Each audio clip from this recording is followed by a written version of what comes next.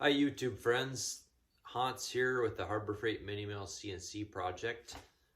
Today I want to share my mounting that I completed on the Y-axis servo motor and how I got the ball screw alignment roughed in. And so I hope you enjoy this video. So I've got some slots here and I can move this motor back and forth so I can tension the belt on the pulley. This is just a very simple 1/4 inch by I think 3 inch piece of flat bar.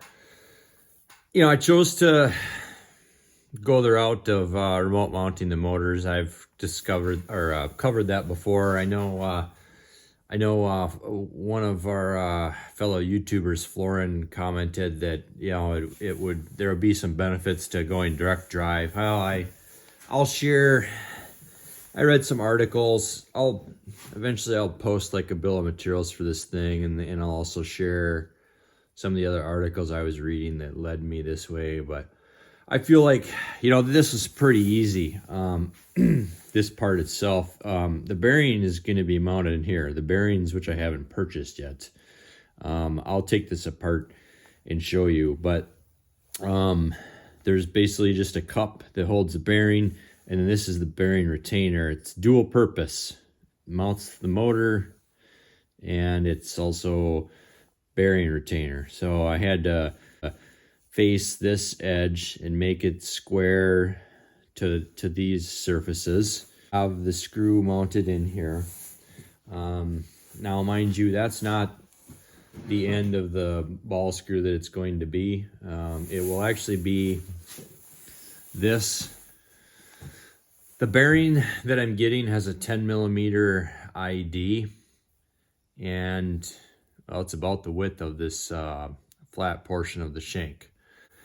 This is a 3/8 24 fine thread, and this diameter here is a 1/4 inch. You know, turning the end of your ball screw is one of the, for the hobbyist, probably one of the more difficult things about this project, because this thing is case hardened, so it's harder on the outside. When you turn it on the lathe, you can tell when you get through the case hardened portion, and then it starts cutting a lot easier. This is the soft portion here. I also have the alignment of the ball screw dialed in, and the way I did that was by placing this height gauge right here. I took a measurement here, and I took a measurement here, and I'm within a couple thousandths, so I'm happy. So I will take this apart and show you how this is put together.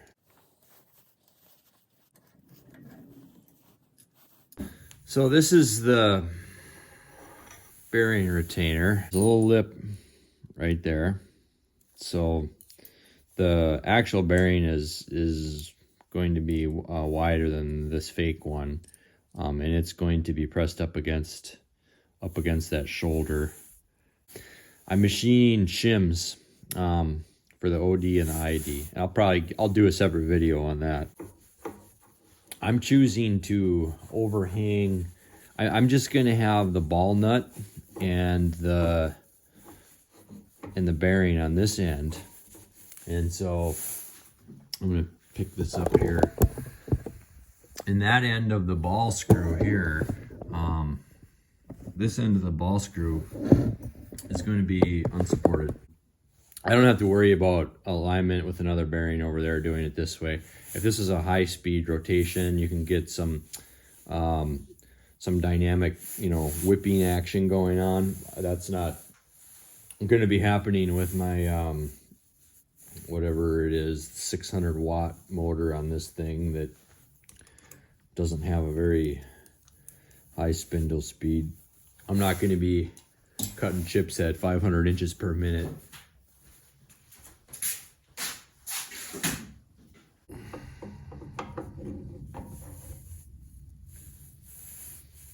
Okay, so right now, this is a temporary mock-up for my bearing.